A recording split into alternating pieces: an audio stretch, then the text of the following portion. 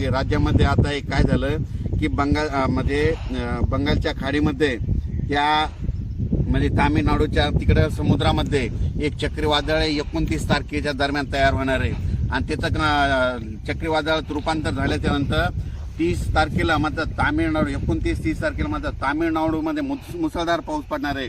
पण तेच पाऊस काय होणार आहे तसं आंध्राकडे येईल, ते आंध्रपासून तसे तेलंगणा आणि तसेच आपल्या मराठवाड्याकडे महाराष्ट्राकडे मात्र 1, 2, 3 तारखे दरम्यान याची शक्यता आहे।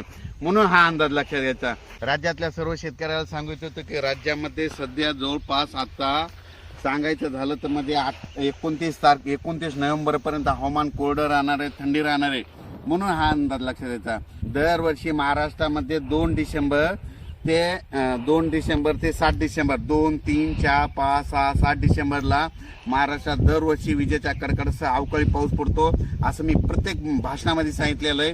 म्हणजे सांगायचं झालं तर 1 डिसेंबर 2 डिसेंबर 3 डिसेंबर दरम्यान आपल्या राज्यामध्ये पावसाची शक्यता आहे। म्हणून या आता निसा पूर्वकल्पना म्हणून तुम्हाला सगळ्याला सांगू इच्छितो, ज्यांची शेतीचे कामे करायची असेल तर तुम्ही तुमचे करू शकता, कारण की राज्यामध्ये 1, 2, 3 डिसेंबर दरम्यान वातावरण खराब होणार आहे, पाऊस येण्याची शक्यता आहे। म्हणून हे पूर्वकल्पना म्हणून अंदाज येणार आहे।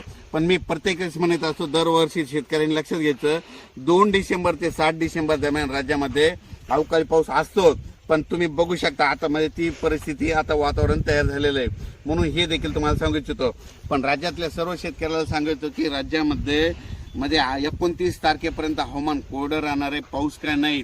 पण मात्र डिसेंबरमध्ये 1 डिसेंबर ते 3 डिसेंबर राज्यात वातावरण खराब होणार आहे। म्हणून हा अंदाज लक्षात घ्यायचा। परत आणखीन वातावरणात बदल झाला आणखीन 2 दिवसांनी मेसेज दिला जाईल। धन्यवाद।